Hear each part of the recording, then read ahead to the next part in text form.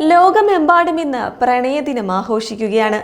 പരസ്പരം പ്രണയത്തിലായവരുടെയും മനസ്സിൽ സൂക്ഷിച്ച ഇഷ്ടം തുറന്നു പറയുന്നവരുടെയും ദിനമാണിത്. പലരും ജീവിതത്തിൽ എന്നും ഓർത്തു വയ്ക്കുന്ന ഒരു ദിനം. രണ്ടുപേർ ഒരുമിക്കുമ്പോൾ അവർക്കിടയിലുണ്ടാകുന്ന സന്തോഷം വാക്കുകൾക്ക് അതീതമാണ്. എന്നാൽ രണ്ടുപേർ ഒന്നിക്കുമ്പോൾ ഉള്ളിൽ മനസ്സ് തകർന്നു പോകുന്ന മൂന്നാമതൊരാളും ഉണ്ടാകാറുണ്ട്. അവരെ സംബന്ധിച്ച് പ്രണയദിനം ഒരുപക്ഷെ മനസ്സിലെ വിങ്ങലാകാം. നമ്മുടെ സിനിമകളിലുമുണ്ട് അത്തരം ചില കഥാപാത്രങ്ങൾ. അടുത്ത കാലത്തിറങ്ങിയ മലയാള സിനിമകളിൽ ഏറ്റവും വലിയ ഹിറ്റായ റോംകോം ചിത്രമായിരുന്നു പ്രേമലു. ചിത്രത്തിലെ നായകന് ഒപ്പത്തിനൊപ്പം നിന്ന കഥാപാത്രമായിരുന്നു ആദി. ആളുടെ സ്വഭാവ രീതികൾ കുറച്ച് പ്രോബ്ലമാറ്റിക് ആയിരുന്നുവെങ്കിലും നായിക റീനുവിനെ ആത്മാർത്ഥമായി ആദി സ്നേഹിച്ചിരുന്നു.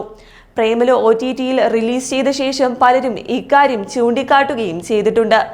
സിനിമയുടെ അവസാനം വരെയും റീനു തന്നെ സ്വന്തമാകുമെന്ന് ആദി പ്രതീക്ഷിച്ചിരുന്നു. റീനുവിനോടുള്ള ആദിയുടെ സ്നേഹപ്രകടനം പലപ്പോഴും പരിധി വിട്ടിട്ടുമുണ്ട്. എന്നാൽ ആദിയുടെ വിഷമം മനസ്സിലാക്കാൻ പറ്റിയ പ്രേക്ഷകരും ഏറെയാണ്. അതേസമയം കൊച്ചി രാജാവിലെ സൂര്യനാരായണ വർമ്മയെ സ്നേഹിച്ച മീനാക്ഷിക്കും ഒടുക്കം കരയാനായിരുന്നു വിധി.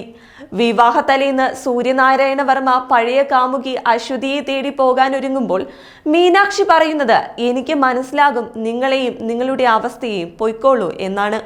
നായകൻ പോയപ്പോൾ നിറകണ്ണുകളോടെ കരച്ചിലടക്കാൻ ശ്രമിക്കുന്ന മീനാക്ഷിയെ ഇന്നും പ്രേക്ഷകർ മറന്നിട്ടില്ല. എല്ലാ സിനിമകളും സോഷ്യൽ മീഡിയയിൽ നിന്ന് പുനർവ്യാഖ്യാനം ചെയ്യപ്പെടാറുണ്ടെങ്കിലും നടി രംഭ അവതരിപ്പിച്ച മീനാക്ഷിയെ കുറിച്ച് അധികമൊന്നും ചർച്ചകൾ വരാറില്ല. അതുപോലെ എന്ന് നിന്റെ മൊയ്തീനിൽ മൊയ്തീനോട് കാഞ്ചനയുടെ പ്രണയം പോലെ തന്നെ തീക്ഷ്ണമായിരുന്നു കാഞ്ചനമാലയോട് അപ്പുവേട്ടനുള്ള സ്നേഹവും. കാത്തിരുന്ന കാഞ്ചനമാലയെ വിവാഹം ചെയ്യാനാകുമെന്ന് ആശിച്ച അപ്പു, പക്ഷേ കാഞ്ചന മൊയ്തീൻ പ്രണയത്തിനു മുന്നിൽ തോറ്റുപോവുകയായിരുന്നു. വിവാഹം ചെയ്യാൻ ആഗ്രഹിച്ച് കാഞ്ചനയ്ക്ക് മുന്നിൽ ചെന്നപ്പോൾ മൊയ്തീനോട് തനിക്കുള്ള സ്നേഹത്തെക്കുറിച്ചാണ് കാഞ്ചന സംസാരിക്കുന്നത്.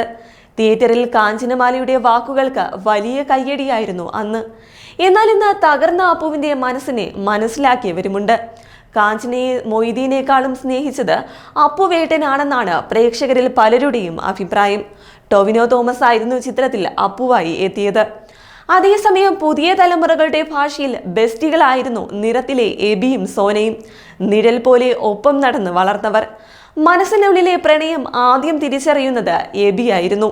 കഥാന്ത്യത്തിലാണ് സോന എബി തനിക്കെത്രമാത്രം പ്രിയപ്പെട്ടവനാണെന്ന് അറിയുന്നത്.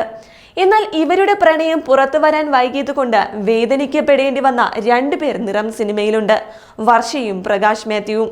ജോമോൾ അവതരിപ്പിച്ച വർഷയോട് അന്നേ പ്രേക്ഷകർക്ക് അനുകമ്പ തോന്നിയിരുന്നു. കാരണം എബിക്ക് സോനയിൽ നിന്നും ഒഴിഞ്ഞു മാറാനുള്ള ഉപാധി മാത്രമായിരുന്നു വർഷ. എന്നാൽ എബിയുടെ ഒരു ചെറിയ പരിഗണന പോലും വർഷയ്ക്ക് വിലപ്പെട്ടതായിരുന്നു.